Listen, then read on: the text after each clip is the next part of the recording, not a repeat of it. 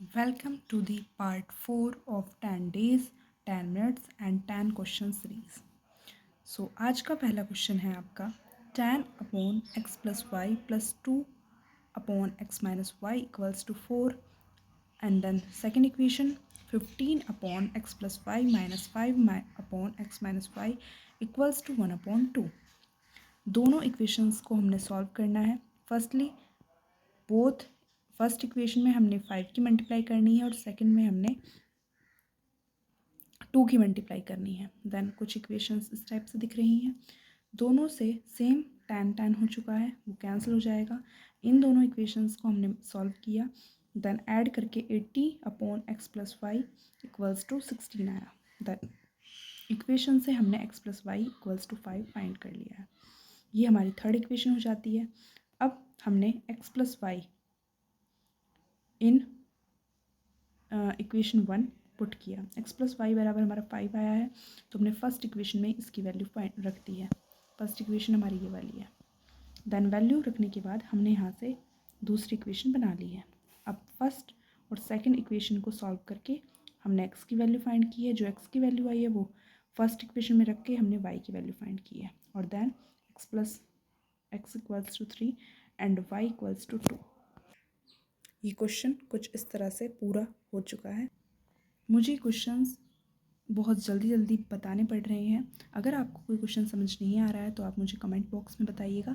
मैं उससे अलग से सॉल्व करके अलग से उस पर वीडियो बना के आपको समझा दूंगी. कोई भी टॉपिक, कोई भी प्रॉब्लम है, आप मुझे कमेंट बॉक्स में ज़रूर बताइएगा. और मुझे अपने अंदर क्या इम्प्रूवमेंट करना चाहिए वो भी मुझे ज़रूर बताइएगा. मैं उस पर भी काम करूँगी. सो यहाँ पर अब आपके लिए सेकेंड क्वेश्चन है. देखिए, ये सेकेंड क्वेश्चन आपका मेन चैप्टर से है. सो आपने फर्स्ट इक्वेशन में दिया है x i minus 50 equals to -10 और यहाँ पे sigma equal into x i minus 46 equals to 70. देखिए, कुछ दिया हुआ है, सम ऑफ डेरिवेशन दिए हुए हैं, दोनों गिवन हैं. तो हम इससे ऐसे फर्स्ट और सेकंड इक्वेशन बना लेंगे. आप क्वेश्चन ठीक से पढ़ सकते हैं. मेरे पास इतना टाइम नहीं है, मुझे जल्दी क्वेश्चन कराने होते हैं. सो मैं इस वजह से थोड़ा स्पीडली बढ़ा रही हूँ. लेकिन आपको कोई भी प्रॉब्लम हो आप मुझसे अलग से क्वेश्चन पूछ सकते हैं. मैं उन्हें अच्छे से टॉपिक वाइज समझा दूँगी. देन फर्स्ट और सेकंड इक्वेशन से आप इससे सब्ट्रैक्ट करेंगे तो देन जो एक्स आई हैं वो कैंसिल हो जाएंगे और यहाँ से आप एन की वैल्यू आराम ईजीली फाइंड कर सकते हैं. इसके बाद आप यहाँ पे एन की वैल्यू पुट करेंगे फर्स्ट इक्वेशन में एंड देन यहाँ से आपने एक्स आई की वैल्यू फाइंड हो गई है. सो मीन इक्वल्स टू होता है 1 upon N sigma N X equals to I और एक्स आई. तो सो जो हमारी वैल्यू आई है वो 9920 है एंड टोटल वैल्यू एन की वैल्यू हमारी 20 है. सो यहाँ से हम मीन फाइंड कर लेंगे. हमें एन भी पता चल चुका है और मीन भी. एंड देन शायद से हमने क्वेश्चन में यही फाइंड करना था, find the value of n and mean. ये पूरा क्वेश्चन आप कुछ इस तरह से देख सकते हैं with solution. So question number third है. इसमें एरिया फाइंड करना है आपने शेडेड रीजन का. सो एरिया फाइंड करने के लिए देखिए, इसमें गिवन है आपने 1/2. The radius of the sector is 1/2 the length of the side of square.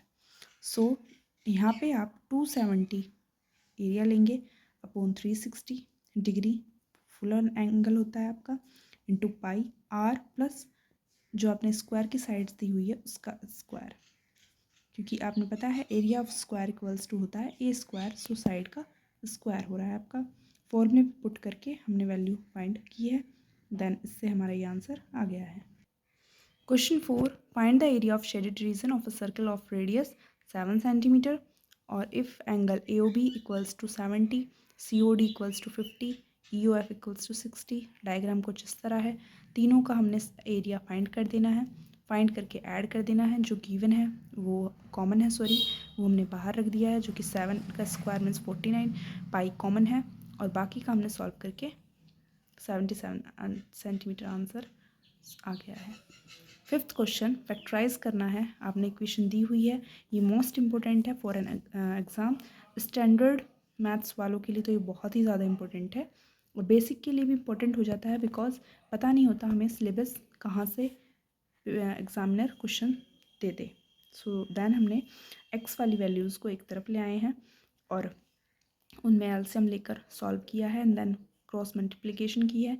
यहाँ से हमारी इक्वेशन बन गई है जिसे हमने इक्वल में 0 रखकर एक्स की दोनों वैल्यूज़ फाइंड की हैं। सिक्स्थ क्वेश्चन आपकी आई थिंक बुक में भी है ये, मुझे ऐसा लग रहा था तब मैं इस क्वेश्चन को नोट कर रही थी, और अगर नहीं है तब भी ये क्वेश्चन काफ़ी इंपॉर्टेंट है, इस वजह से आप इसे ज़रूर कीजिएगा।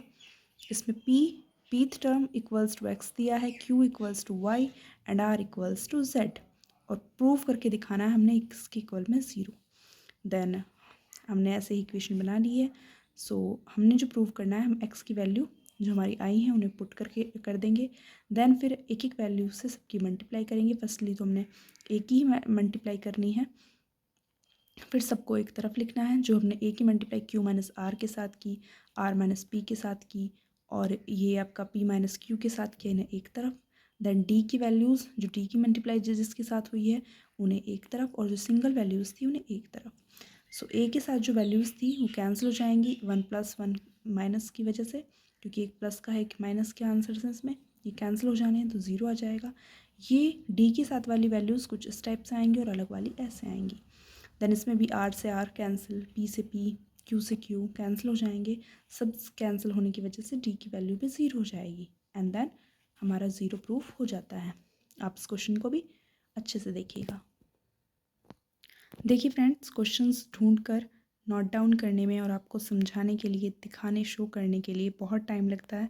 सो इसलिए चैनल को सब्सक्राइब और लाइक ज़रूर कीजिएगा, और मुझे मोटिवेट करने के लिए भी इसे ज़रूर लाइक सब्सक्राइब कीजिएगा, मैं अच्छे से वीडियो और अच्छे से बना सकूं। मुझे लग रहा है कि शायद आपको समझ में ना आए या मुझसे कोई प्रॉब्लम हो रही हो तो प्लीज़ मुझसे उस चीज़ को कमेंट बॉक्स में बताइएगा, ताकि मैं आगे उस गलती को सुधार सकूं। सो क्वेश्चन नंबर 7 पे आते हैं।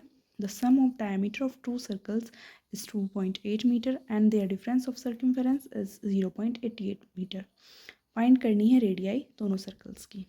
सो हमने D1 D2 दिए हुए हैं, उसे सेंटीमीटर में चेंज, यहाँ से R फाइंड कर लेंगे। Circumference of circle 2 pi R minus R2, R1 minus R2 होगा। इक्वल्स टू में हमें 0.88 सेंटीमीटर दिया है, उसे सेंटीमीटर में करेंगे एंड देन हम यहाँ से इन दोनों का डिफरेंस फाइंड कर लेंगे। आई होप ये क्वेश्चन काफ़ी इजी है, आई होप आपको समझ में आ गया होगा। सो जो हमारी इक्वेशन हमें गिवन थी R1 + R2 इक्वल्स टू 140, और अब जो हमने फाइंड किया वो इक्वेशन, वहाँ से हम R1 की वैल्यू और R2 की वैल्यू फाइंड कर लेंगे। R1 की वैल्यू जो फाइंड हो जाए तो एक किसी भी इक्वेशन में रख के आप R2 की वैल्यू फाइंड कर सकते हैं। सो अब हम क्वेश्चन नंबर 8 पे आते हैं।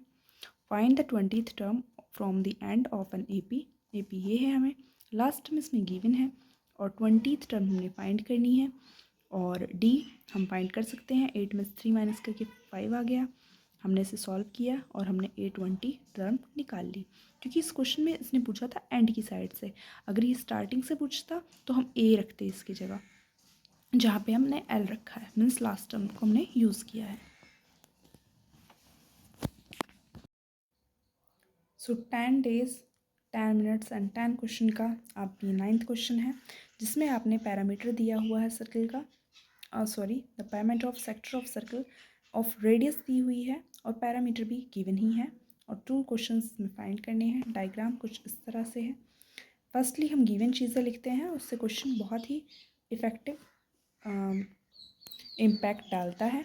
OB + OB OA + OB plus अर्क AB इक्वल्स टू आप पैरामीटर रखेंगे, क्योंकि पैरामीटर में आपने सारी साइड्स को ऐड करना होता है।